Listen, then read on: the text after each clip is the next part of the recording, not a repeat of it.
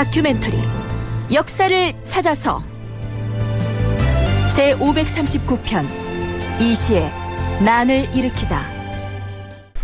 세조가 호패법을 다시 시행하면서 전국에 있는 성인 남자들을 파악해서 요즘의 병적 기록부에 해당하는 군적을 다시 손질하고 더불어서 보법을 개혁했다.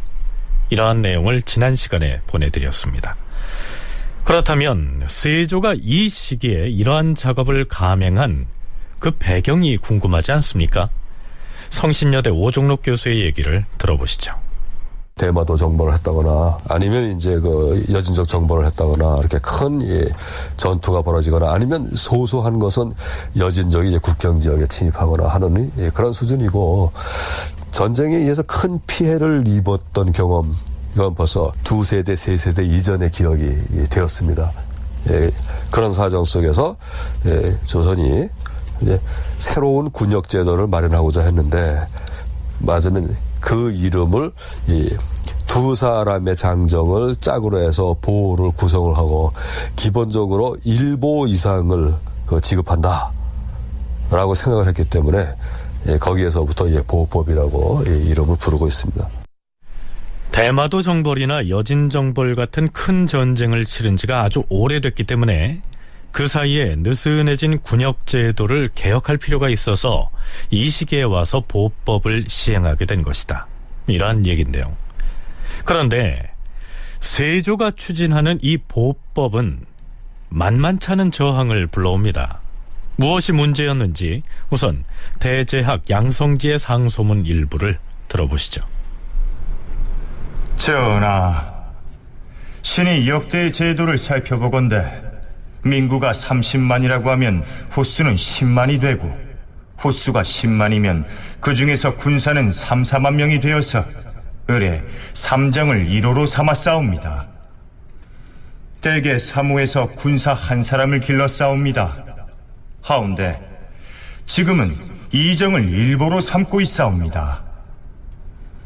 이정을 1보로 삼으면 보가 장차 고단하고 약해져서 비록 삼보를 거느리더라도 소용이 없을 것이고, 삼정을 1보로 삼으면 보가 모두 든든해질 것이옵니다.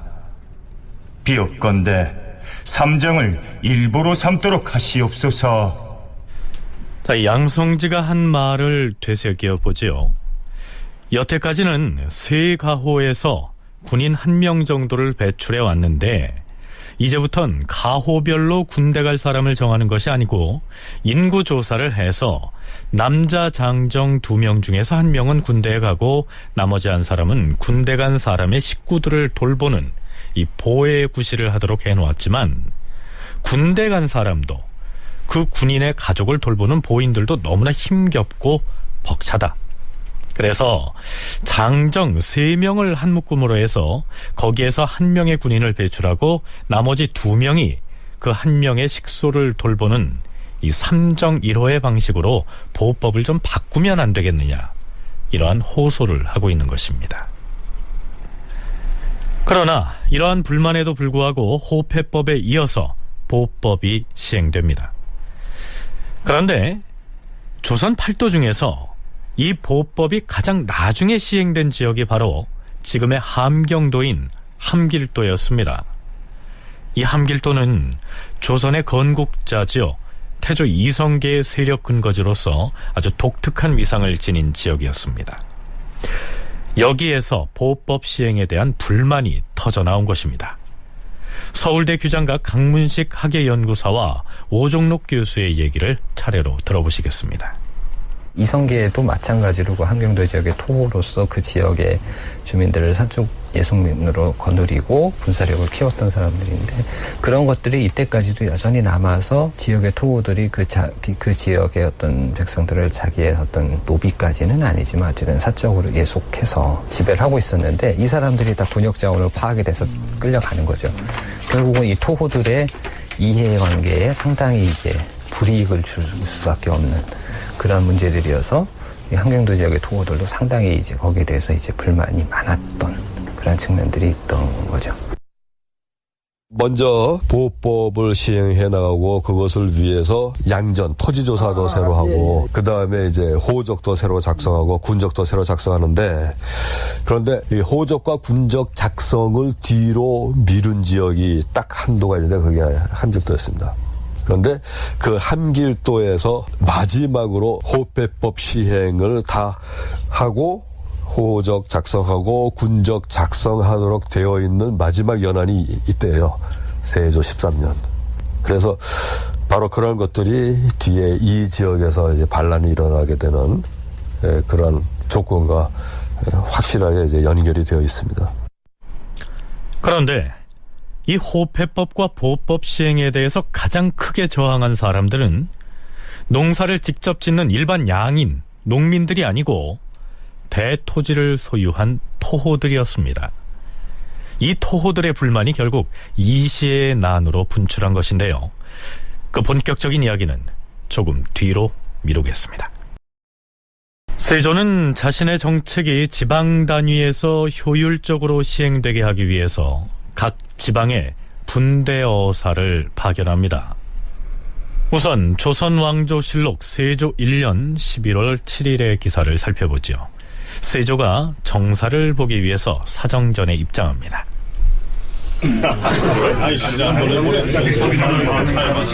주상 전환합시오.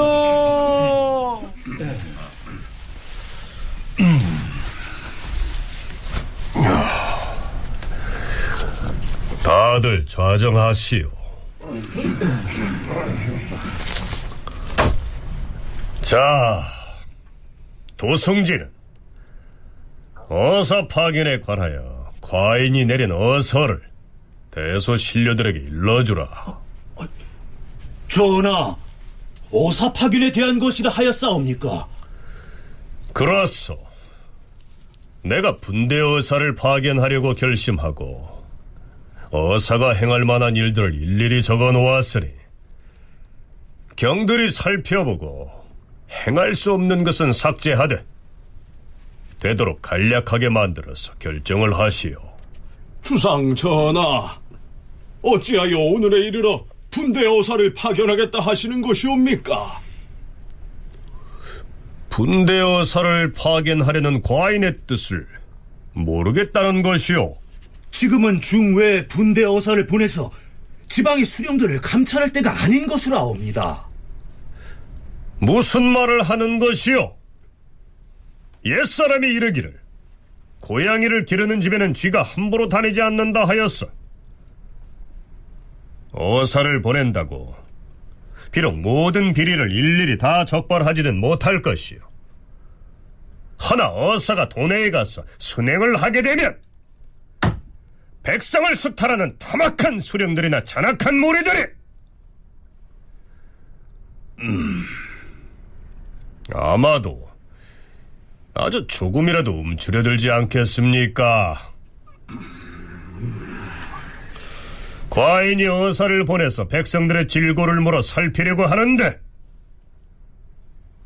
경들의 의견은 어떠하오? 지당하신 분부이옵니다, 주상 전하. 지당하신 분부이옵니다, 주상 전하. 네, 그러니까 지방 수령들의 비리들을 척결하기 위해서 임금이 분대어사를 파견해서 감찰하겠다, 이러한 얘기입니다. 그렇다면 이 분대어사라는 게 무슨 뜻일까요? 먼저 이 어사의 사전적인 풀이를 보면 임금의 특명을 받아 지방 정치의 잘잘못과 백성의 사정을 비밀리에 살펴서 부정한 관리를 징계하던 임시 관리를 일컫는다. 이렇게 돼 있습니다. 그런데 이 어사 앞에다 왜 분대라는 말을 붙였을까요? 기본적으로 어사 제도의 한 부분입니다. 그래서 어사라는 것은 뭐 다들 아시다시피 이제 지방 수령들의 비리나 타막 이런 것들을 감찰하는 그러한 제도인데요. 그래서 이때는 아직 그러니까 조선 초기 어사제도가 이제 완전히 정착되기 전에 여러 가지 방식들이 모색되고 있던, 그래서 뭐 특정 관리를 이제 파견하기도 하고 뭐 이렇게 하는 과정 중에 하나의 방식이었는데, 이 분대의 대자가 바로 이제 사헌부를 말하는 거거든요. 사헌부가 중앙 관리들의 비리나 이런 것들을 감찰하고 탄핵하는 기관이잖아요. 그러니까 사헌부가 기본적으로 감찰기관이니까 지방 수령의 감찰도 사헌부에서 맡는 것이 원칙적으로 맞다라는 관점들이 나온 거죠. 그래서 분대라는 것은 사원부의 분소 같은 거예요. 분대는 이 사헌부 관원들을 나누어서 보내는 것이 원칙인데, 실제로는 이제 세조는 중앙 관원들 가운데서 기기가 있고 한 그런 사람들을 추려가지고 이들에게 사헌부 직책을 겸직하도록 해서, 그래서는 이제 지방에 파견을 하면서 이들을 이제 분대어사라고 하는 호칭을 이제 사용하도록 하는 것을 이제 볼 수가 있습니다. 그래서 지방의 그 전과는 달리 사헌부 관원들을 보내서 이 비리를 감찰하도록 해야 할 일들이 좀 이제 많아졌다라고 세조는 판단했음이 이제 분명한 거죠. 간략하게 정리를 하자면, 우리가 대간이라고 하면 이 사간원과 사헌부의 벼슬을 통칭하고 있지요. 이 중에서 대자라고 하는 글자는 사헌부를 일컫습니다. 그러니까 그 대자 앞에 나눌 분자를 붙여서 분대라고 하면 사헌부를 나눈다라는 의미죠. 자, 분대어사라는 말을 좀 더 쉽게 설명을 해볼까요?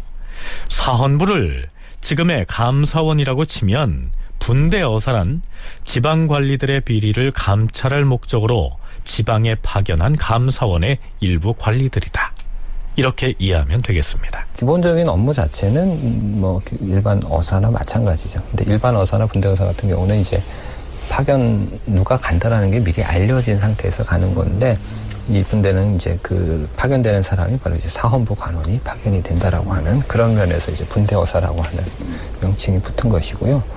뭐 이때 꼭 분대어사가 나갔다라고 해서 이 시기에 무슨 지방 간의 비리가 더 심했다 이렇게 볼 수 있는 건 아닌 것 같고, 이제 여러 가지 그 어사제도를 운영하는 과정에서 나타난 어떤 방식의 차이, 이 정도로 볼 수 있지 않을까. 네. 세조가 즉위 이후에 이 분대어사를 조선 팔도에 파견했다고 해서 이 시기에 뭐 특별히 지방관리들의 비리나 탐학이 그 전보다 심했느냐, 이 점은 따로 탐색할 필요가 있습니다. 그런데 분대어사를 파견해서 지방 수령의 비리와 탐학을 척결하겠다는 세조의 시도는 뜻밖에도 정창손 등 중앙조정 일부 대신들의 저항에 부딪힙니다. 전하, 주상 전하께서 중에 분대어사를 보내는 일에 대하여 불편함을 말하는 사람들이 아주 많사옵니다. 뭐라 하였소? 분대어사 파견을 불편해하는 이들이 많다 하였소? 과인 또한 그것이 폐해가 있는 줄은 알고 있으나, 다만 수령들로 하여금 경계하여 반성하도록 하려는 것이요. 전하, 분대어사가 파견되는 지방에서는 수령들이 두려워하여 몸을 움츠게 되오니 일을 뜻대로 할 수 없다 하옵니다. 어허, 지방의 수령들이 법으로서 마땅히 해야 될 일을 하는 것이라면 무엇이 두려워서 못한다는 말이요? 하오나 전하, 수령들이 날마다 행하는 일에는 법에 정한 일 말고도 법 외의 일이 많사온데, 교활한 하급관리와 간사한 백성들이 수령의 일거수일투족을 곁에서 보고 있다가 그 사사로운 일들을 모두 분대어사에게 고소하려고 하니, 이런 까닭으로 수령들은 겁이 나서 몸둘 바를 모르고 있사옵니다. 그러하옵니다, 전하. 신이 근일에 충청, 전라, 경상 등 3도의 사무를 순찰하여 싸운데, 일반 백성들이 오히려 수령을 거부하면서 따르지 아니하는 일이 잦아서 시기에 맞추어 해야 할 일들을 제때 하지 못하는 것을 목도하여 싸웁니다. 미천한 백성들이 사사로운 원망을 가지고 없는 죄를 꾸며 무함하고 고소까지 하고 있으니, 이런 풍습이 날로 커지면 온전한 수령이 없을 것이옵니다. 경들이 말하는 말을 과인도 알고 있어. 경들이 걱정한 대로 수령의 위세를 떨어뜨릴 수는 없는 것이요. 하급 관리들이나 백성들이 수령의 비행을 어사에게 고자질하는 풍습을 엄하게 금지시키도록 할 것이요. 무고를 한 사람은 엄하게 죄를 묻도록 하겠어. 자, 여기에서 잠깐. 그렇다면 조선시대에 각 고를 맡아서 다스리고 있던 그 수령은 어떻게 임명됐는지 오종록 교수에게 들어보시겠습니다. 문과 급제자는 묵과 급제자들이 있죠. 그렇지만은 문묵과 급제자 숫자는 얼마 되지를 않습니다. 그렇게 이 중요한 인재들을 중앙의 중요한 관직에만 쓰는데도 어떻게 보면 이제 벅찰 수가 있죠. 따라서 지방의 문과 묵과 급제자들을 내려보내는 것은 이제 쉽지가 않습니다. 그러다 보니까 다른 어떤 경로로 6품 이상의 관직에 오른 사람들을 필요로 하게 되는데, 수령은 이제 최하 등급이 이제 6품이고 6품 이상이라야지 이제 수령이 될 수가 있는데, 여기에 그 이전엔 상급 서리라고 부르는 그런 이제 아전 출신들 가운데 상급 서리에 해당이 되는 이들로 의무 연한을 마친 사람들에게 그 수령으로 나아갈 수 있도록 해줬어요. 그러니까 주, 부, 군, 현 등 지방의 관청에서 일해온 관리들이 일정 기간의 근무 연한을 마친 다음에 6품의 품계를 획득한 사람들 중에서 이 수령을 임명했다. 이러한 내용입니다. 서리들이 의무 연한을 마치는 걸 거관이라고 하는데, 하급 서리는 7품 거관이나 8품 거관이라고 해서 의무 연한을 마친 다음에도 그 관품을 받을 수 있는 게 7품 8품에 지나지 않는데, 상급 서리는 6품을 받습니다. 그러면은 이 하급 수령으로 진출할 수가 있게 되고, 그래서 예컨대 태종 때나 세종 때의 수령의 자질과 관련해서 주로 문제가 제기되고 그 논란이 되는 거는 바로 서리 출신 수령들에 대한 것이었습니다. 그런데 이제 서리 출신 수령의 자질 문제가 기록에서 쑥 빠져요. 아예 수령의 자질과 관련된 논란이 기록에 잘 드러나질 않아요. 왜 그렇게 되는가? 이제는 음서 출신의 수령들이 그 자리를 대거 대체해 나가기 시작한 때문입니다. 지방고을 수령들의 비리를 척발해서 처벌했다는 내용들이 실록에 아주 빈번하게 등장을 하다가 세조 때에 와서 뜸해진 것이 음서 출신 수령들의 대거 등장 때문이란 얘기입니다. 이 음서란 공신이나 고위 관원들의 자제를 과거 시험에 의하지 않고 특별히 관리로 채용하던 제도를 일컫죠. 그렇다면 세조 때 특별히 음서 출신 수령들이 대거 배출된 그 배경은 어느 정도 짐작이 가지 않습니까? 세조 즉위 과정에서 공신들이 크게 늘어났고, 더구나 세조가 정치를 전개하면서는 이른바 가자 정치라고 부를 수 있을 정도로 뭔가 일이 생기면은 관원들을 승진을 시켜줬습니다. 그래서 고위 관원들이 크게 늘어나다 보니까 결국은 그 가운데서 좀 능력이 시원치 못한 아들, 손자, 조카, 사위 이런 사람들, 이들이 다 이제 음서의 그 혜택을 받아서 그걸로 이제 하위 관직에서부터 시작해서 6품 지위에 오르면, 그러면 수령으로 나갈 수 있는 자격을 확보하게 되는 거죠. 그전에는 서리들이 자기네들과는 다른 부류라고 생각을 하기 때문에 역사 기록에서 쉽게 그들의 비리가 어떻고 하는 것을 기록으로 담았던 것 같은데, 세조가 즉위 과정에서 수많은 공신들을 책봉했고 그 공신들의 친인척들에게 나누어줄 벼슬이 모자라자 지방고을의 수령직이 그들 차지가 된 것이다. 이런 얘기입니다. 그러니까 중앙조정에 권세 있는 고위 관리들이 바라보기에 예전의 수령들은 자기들과 하등 관련이 없는 하찮은 지방관에 불과했기 때문에 이들의 비리를 엄격하게 적발해서 처벌을 했고, 또 그 내용들을 일일이 실록에 기록했지만 공신의 자제들이 이 수령직을 차지하면서부터는 그들이 자기들의 친인척이기 때문에 실록에 기록하기를 꺼리게 됐다. 이런 얘기입니다. 세조가 분대어사를 파견해서 지방 수령의 비리를 감찰하겠다고 나서자 정창손 등의 대신들이 반대를 하고 나선 것도 이러한 배경이 때문이 아닐까요? 어찌됐든 세조는 분대어사 파견에 대한 부정적인 의견이 쇄도하자 황해도와 평안도의 민생을 시찰하러 떠나는 한명회에게 민생을 시찰할 때 준수해야 할 기준들을 정해서 하달을 합니다. 그 내용은 이렇습니다. 분대어사가 감찰해야 할 항목에 대하여 임금이 내린 사목의 내용을 살펴보면 수령이 탐호하는 것, 부역이 고르지 못한 것, 세곡을 많이 거두는 것, 법을 어기고 지나치게 형벌하는 것, 판결을 지체하여 옥에 오래 가두어두는 것 등 12가지였다. 세조가 분대어사들을 지방에 파견해서 수령들을 비롯한 지방관들을 감찰한 그 배경에는 이들의 비리를 척결하겠다는 것 말고도 혹시 있을지도 모르는 반란의 음모를 사전에 적발하기 위한 목적도 있었습니다. 그런데 세조 10년 2월에는 세조가 특별히 호패 분대어사를 지방에 파견합니다. 호패법이 엄격하게 시행되고 있는지를 특별히 감찰하라는 어명을 받고 파견된 어사들이죠. 자, 이제부터는 세조 13년 서기론 1467년에 일어난 이시의 난을 탐색해 보도록 하겠습니다. 이 학자들은 이시의 난이 그해 4월 14일에 함길도 관찰사 오응이 함경도 지역의 동정을 중앙조정에 보고한 그 계문에서부터 출발한다고 여깁니다. 이 오응이 보고한 내용은 이렇습니다.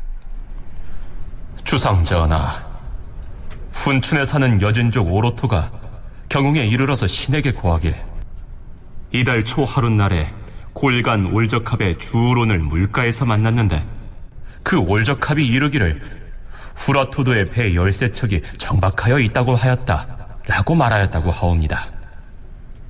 하여 신이 생각컨대 지난번에 병주에서 알린 바 있는 당포에 출연하였던 외선이 온 것이 아닌가 하옵니다. 함길도는 안변에서 경흥에 이르기까지 19개 고을의 백성들이 모두 해변에서 살고 있어서 지금 갑자기 저들이 닥치게 되면 비록 군사들로 하여금 방비하게 한다 하더라도 지탱할 수 없는 형편이옵니다. 더구나 농사철을 맞이하여 교대로 쉬고 있는 군사들 또한 모두 징발하기가 어렵사옵니다. 신이 곧 연해에 거주하는 백성들로 하여금 상황을 엿보아서 가족을 이끌고 도피하게 하고 함길도 절도사 강효문에게 공문을 보내어서 경계를 엄하게 하도록 하겠사옵니다. 여기에 나오는 후라토도는 함경도 경흥 앞바다에 있는 작은 섬을 일컫습니다. 그러니까 함경도 감찰사는 자신이 확인한 내용을 보고한 것이 아니고 어떤 여진족이 한 말을 다른 여진족이 듣고서 자신에게 얘기를 해준 내용이라고 하면서 그 소문을 임금에게 고해 바친 것입니다. 그 계문을 받은 세조는 교지를 보내서 다음과 같이 꾸짖습니다. 후라토도에 정박한 배를 경은 무슨 근거로 당포에 출연하였던 외선이라고 지목하는 것인가? 그 배가 멀리 여러 도를 지나서 그곳에 이르렀을 이치가 없을 터이다. 경은 헛되이 날조된 소문을 믿고서 역마를 달려 여러 읍에 통보를 하고 백성들로 하여금 가족을 이끌고 도피하게 함으로써 민심을 동요하게 하였으니 이는 매우 옳지 못한 일이다. 경은 속히 진정시켜서 백성들이 소요하지 말게 할 것이며 또한 과인의 이러한 뜻을 절도사 강효문에게도 유시하라. 후라토도에 배 13척이 정박해 있는데 이게 저 경상도에서부터 올라간 외선인 것 같다라고 이제 알았는데 우선은 이렇게 아는 것의 근본적인 문제는 그랬을 리가 있느냐 하는 거죠. 이 시기에 이제 항해술은 원양을 항해하는 그런 것은 잘 아는 백길만 딱 짧게 그렇게 하는 것이고 대부분 그 바닷가를 따라서 쭉 이동을 합니다. 따라서 경상도에서부터 쭉 올라갔다고 한다면은 남도 쪽에서부터 경상도 북도 지역 그리고 강원도 연해안 지역에서 이 배들을 봤다는 보고가 다 있어야만 하는데 뜬금없이 함경도에 올라가지고 거기서 그 외선이 나타났다라고 얘기하는 거는 그건 있을 수가 없는 얘기거든요. 이 실록의 기사에 나오는 당포는 경상도 통영 앞바다에 있는 섬인데요. 이곳에서 출현한 적이 있는 외적선이 동해 바다를 멀리 거슬러 올라가서 함경도 앞바다에 나타났다는 이 말은 아무래도 믿기 어려운 말인데요. 세조가 생각하기에 그런 개연성이 없는 소문을 그것도 여진족으로부터 전해 듣고서 각 현읍에 공문을 보내서 백성들을 대피하게 한 이 관찰사 오응의 행태가 괘씸하고도 황당하게 여겨졌겠죠. 어찌됐든 오응의 보고를 받고 나서 여드레가 지난 4월 22일 세조는 오늘날의 비서실장격인 도승지 신면을 불러서 술자리를 베풉니다. 부르셨사옵니까, 주상전하? 과인이 도승지에게 중책을 맡기려고 불렀느니라. 자, 일단 술을 한 잔 받으라. 황공하옵니다, 전하.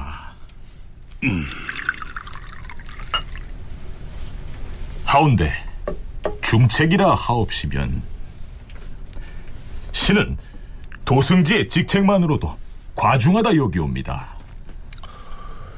이번에 함길도에서 올라온 계문을 보니 오응이라는 자가 망령댁에 외선이 정박하였다고 의심을 하고서 백성들로 하여금 산에 올라가 잠복케 하여 민심을 소동케 하였으니 그런 자에게 어찌 지방에 책임을 지울 수 있겠느냐.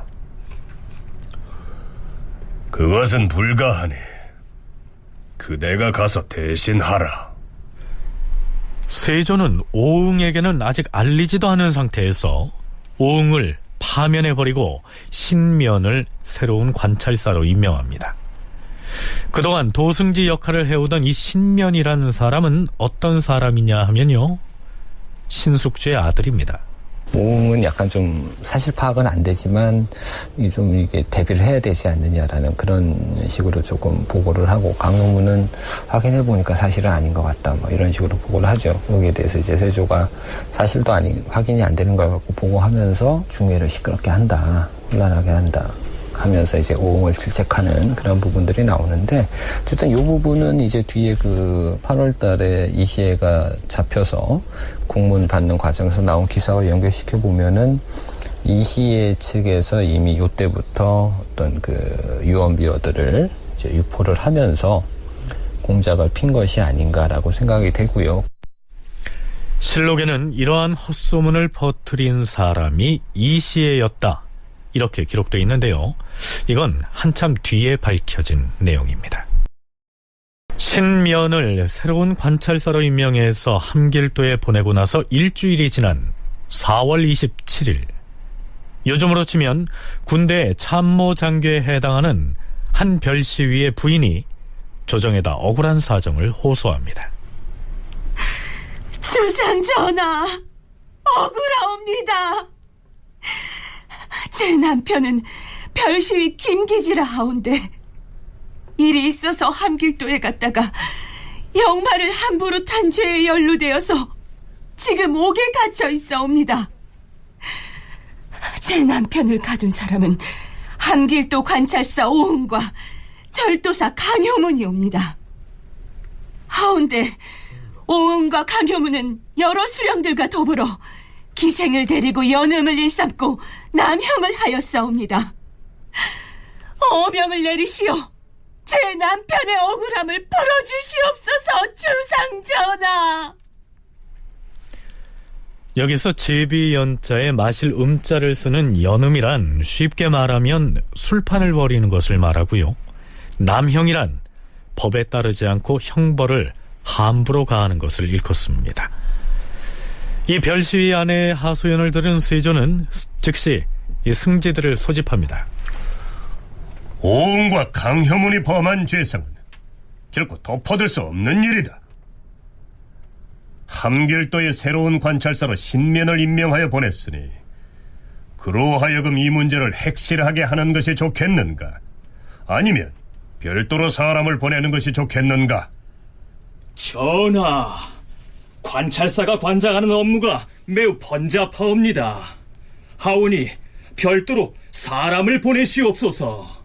별도로 보내시옵소서. 하면 마땅한 사람을 천거해보라. 누구를 보내는 것이 좋겠는가? 형조 정랑 손욱이 적임자이옵니다.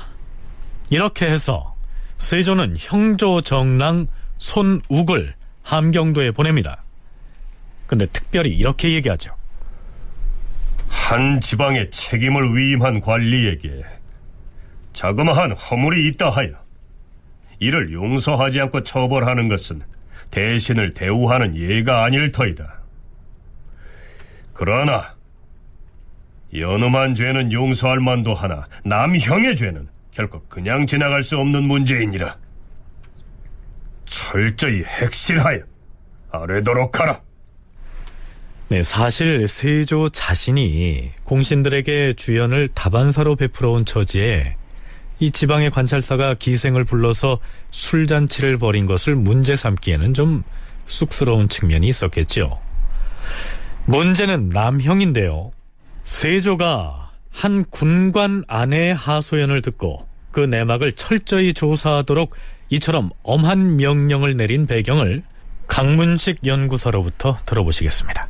유기에서 이제 조사를 하도록 세조가 이제 관리를 보내서 조사하게 된 부분은 그 기록에도 나와 있듯이 연음 자체도 뭐 이렇게 특별히 비리라고 할 수는 없지만 하여튼 뭔가 문제가 있는 거는 맞거든요. 그 관찰사나 어떤 절제사로서의 어떤 행실로서 문제가 있는 건 맞지만 또 뭐 이렇게 어떤 면에서는 넘어갈 수 있는 그런 부분인데 남형이라고 하는 부분은 사실은 그 제도적으로 지방관이 할 수 있는 그러니까 그 형벌을 할 수 있는 범위가 있고 그 이상이면은 이제 관에 중앙에 보고를 하고 시행을 해야 되는 그런 부분인데 일단 남형이라는 표현을 쓴 것은 이제 그걸 넘어갔다라는 얘기인 거거든요.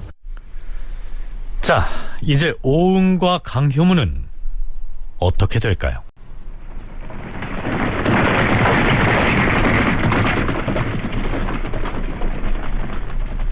세조로부터 오은과 강효문의 남형과 관련된 문제를 조사해서 규명하라는 명을 받고서 형조 정랑 손욱 일행이 함경도를 향해서 출발한 때가 4월 금음 무렵이었습니다.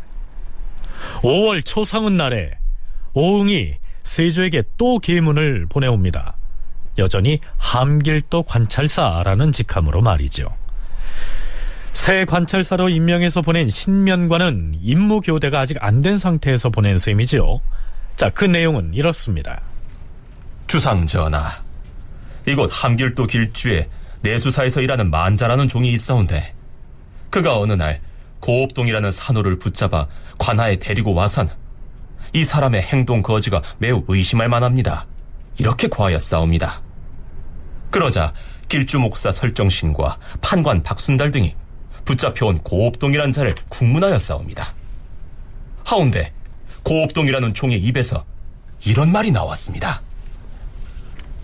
소인은 본시 전 신령 영감 원맹손의 간호로서 충청도 연산현에서 살고 있다가 지난해 12월에 소금을 사는 일로 인하여 함길도에 왔사옵니다.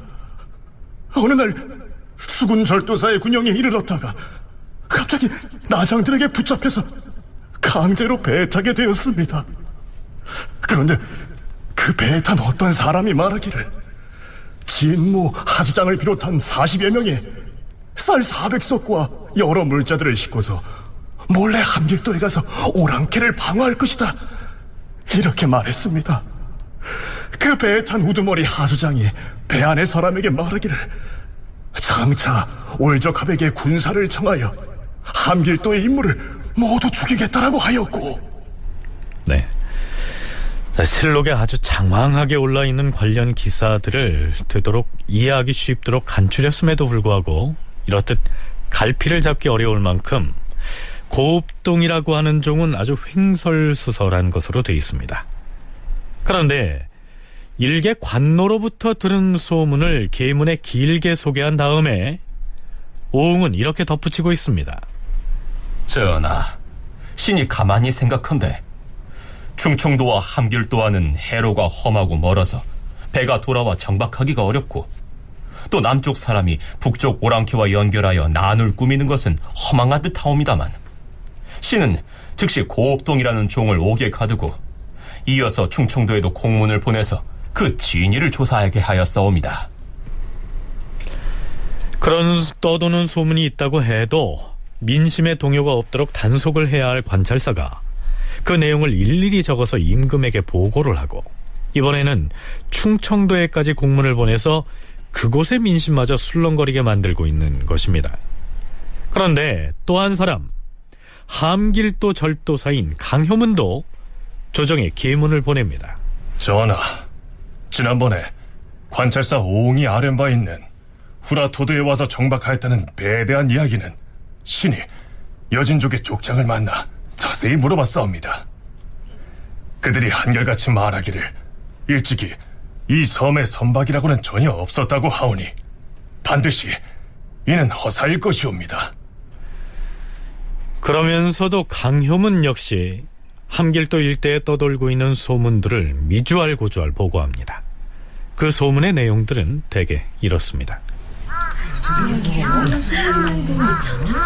그 소문 들었어? 무슨 소문?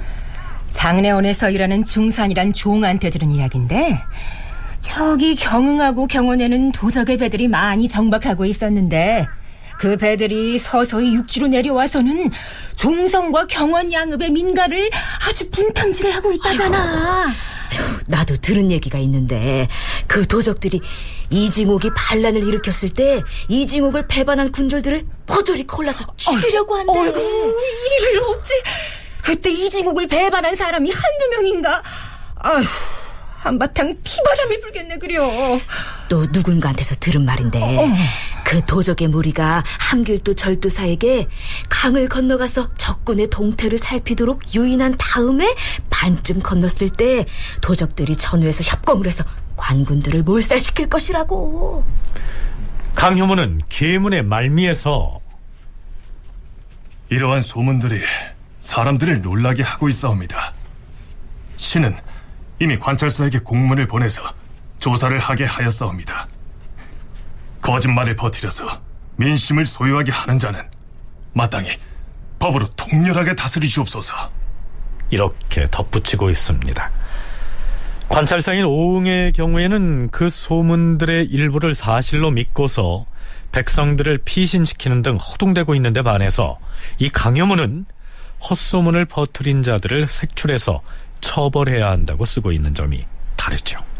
오응은 약간 좀 사실 파악은 안 되지만 좀 이게 대비를 해야 되지 않느냐라는 그런 식으로 조금 보고를 하고, 강효문은 확인해 보니까 사실은 아닌 것 같다, 뭐 이런 식으로 보고를 하죠. 여기에 대해서 이제 세조가 사실도 확인이 안 되는 걸 갖고 보고하면서 중회를 시끄럽게 한다, 혼란하게 한다 하면서 이제 오응을 질책하는 그런 부분들이 나오는데, 어쨌든 이 부분은 이제 뒤에 그 8월 달에 이시애가 잡혀서 국문 받는 과정에서 나온 기사와 연결시켜 보면은 이시애 측에서 이미 이때부터 어떤 그 유언비어들을 이제 유포를 하면서 공작을 핀 것이 아닌가라고 생각이 되고요.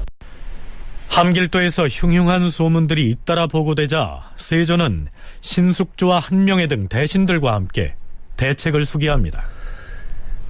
도대체 함길도의 문제를 어찌 했으면 좋겠소? 지금 함길도가 편안하지 못한 것은 오로지 오응의 조치 때문이옵니다. 그러하옵니다. 떠도는 소문 그 자체보다 그 소문에 대한 관찰사의 조치가 마땅함을 잃었기 때문에 민심이 동요하게 된 것이옵니다. 마땅히 오응을 잡아와서 백성들에게 내보이고 떠도는 말들이 헛소문임을 서류하면 민중의 마음 또한 진정이 될 것이옵니다. 오응을 포박하여 소환하시옵소서. 알겠어. 의금부 진모 황사장, 지금 즉시 함길도로 달려가서 오응을 잡아오라.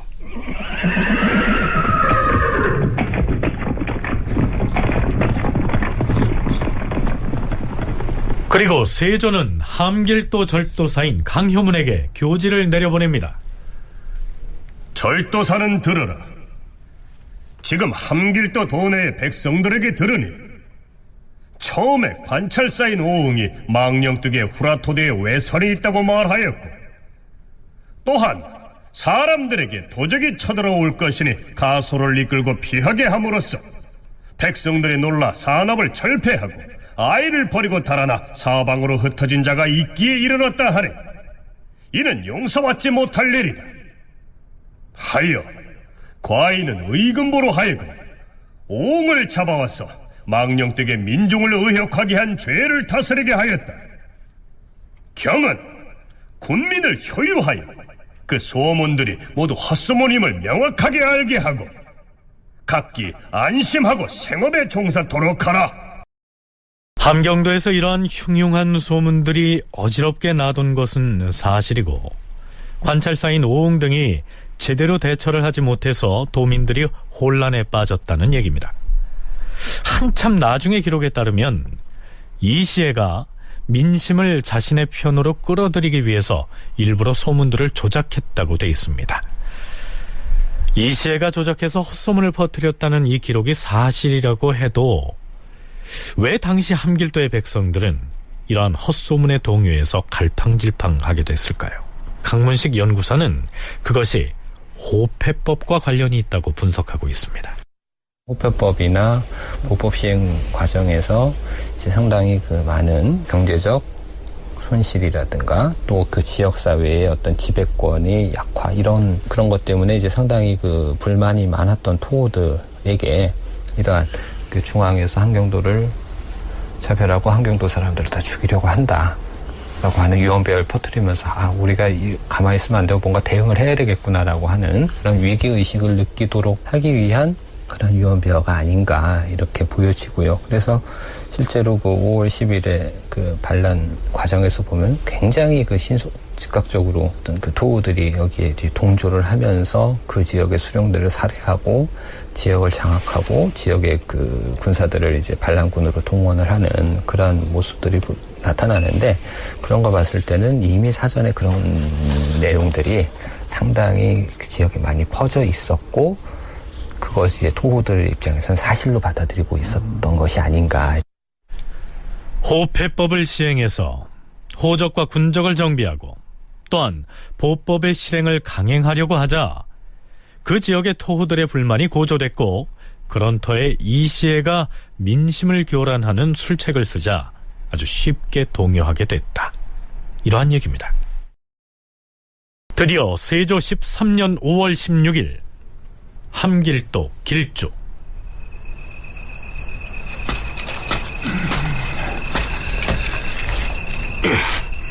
형님, 지금 당장 안으로 쳐들어가서 그자의 목을 베어오겠습니다. 조용히 하지 못하겠느냐? 여기서 소란을 피우다 발각되면 모든 일이 숲으로 돌아갈 수 있으니 경고망동하지 말라. 그럼 언제 공격을 개시할 것인지 명을 내리십시오, 형님. 조금만 기다리라 하지 않느냐? 강용문이 잠이 든 것을 확인한 연후에 몰래 잠입해서 그자의 목을 벨 것이다. 그럼 제가 살그머니 들어가서 잠이 들었는지 여부를 확인하고 오겠습니다. 그것을 확인해줄 사람은 따로 있느니라. 산비가 오는 모양이다. 누구냐? 산비가 맞느냐? 예, 나리. 산비옵니다. 그래. 지금 그자는 어찌하고 있는 게냐? 절도사 나리께서 조금 전에 막 잠이 드셨사옵니다. 알았다. 넌 쪽문으로 다시 들어가서 그자가 잠든 방의 문을 활짝 열거라. 두렵사옵니다, 나리. 최자진은 방문이 열리는 즉시 군사 3명을 데리고 방 안으로 잠입해서 그자의 목을 베어라. 예, 나리.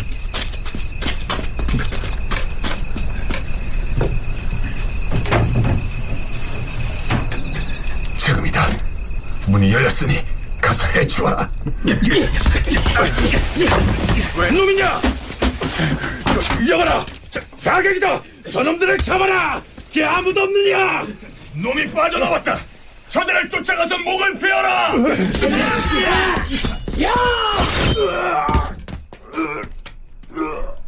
자, 이 상황에 대한 실록의 기사는 이러합니다. 함길도 길주 사람인 전 회령절제사 이시애가 그의 아우 이시압과 더불어 반역을 모의하고 먼저 절도사 강효문을 제거하려고 하였다. 마침 강효문이 진영을 순찰하는 중에 길주에 이르니 이시애가 밤중에 몰래 강효문이 사통하는 기생 산비로 하여금 내응하게 하였다. 강효문이 깊이 잠이 든 것을 엿보아 문을 열게 하고 정병 최자지로 하여금 돌입하여 찔러 죽이게 하였는데 강효문이 몸을 피해 뛰쳐나오므로 곧 추격하여 때려 죽이고 그 머리를 뜰의 나무에 매달았다. 그런데 얼마 아니 되어 그 나무가 말라 죽었다.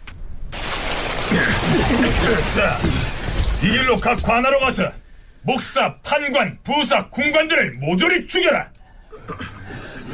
무엇들 하는 것이냐? 사전에 모의한 대로 각자 자신이 맡은 곳으로 출격하여 탐호한 관리들을 응징하라. 예.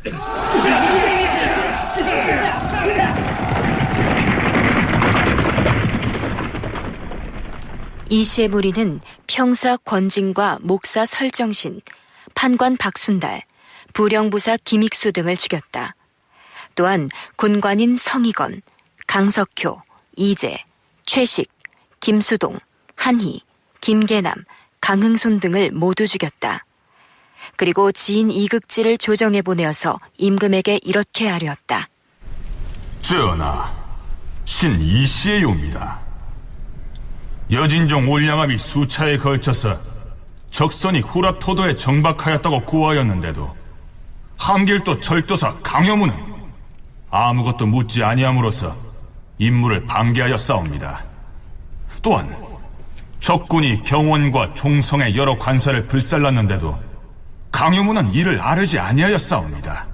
게다가 충청도 연산에 사는 전현감, 원맹손의 간혹 고업동이 수영 진무 하수장 등 40인과 함께 배에다 미곡과 말한장 등의 물건을 가득 싣고 길주에 와서 정박하였다가 잡혀서 올적합에게 군사를 청하여 함길도의 인물들을 모두 죽이겠다고 실토하였는데도 강효문은 목사와 판관과 함께 고읍동만 잡아다가 문초하면서 혹은 달래고 혹은 위협해서 그들이 육로로 경유해 온 것처럼 위장하여 싸웁니다. 이시에는 이 계문에서 그 전에 강효문과 오응 등이 조정에 보고한 소문들을 모두 들먹이면서 그것들이 다 헛소문이 아니고 사실이었는데도 강효문이 제대로 손을 쓰지 않았다, 이렇게 보고하고 있는 것입니다. 이어서 이시에는 오히려 강효문이 중앙조정의 대신들과 결탁해서 반역을 꾀했던 것처럼 보고하고 있습니다.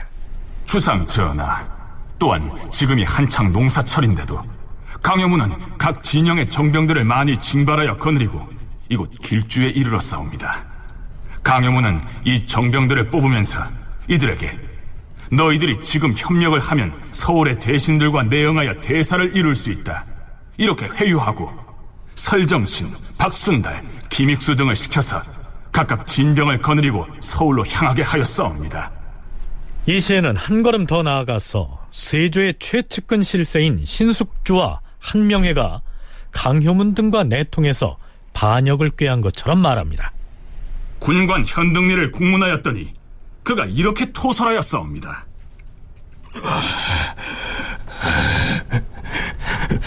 내가 일찍이 세 차례나 서울에 다녀온 것은 함길도 절도사 강효문이 후라토도의 도적들과 함길도의 군사들을 함께 거느리고 상경할 계책을 세우고 소인을 보냈기 때문입니다.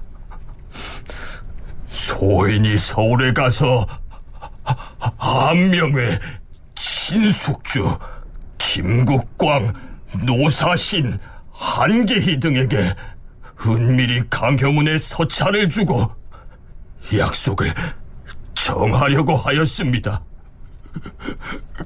그들에게 그를 다 전해주고 모두 강효문과 함께하겠다는 응낙을 받았습니다. 그런 다음 다시 함길도로 돌아와서 강효문에게 비밀리에 보고를 하였던 것입니다.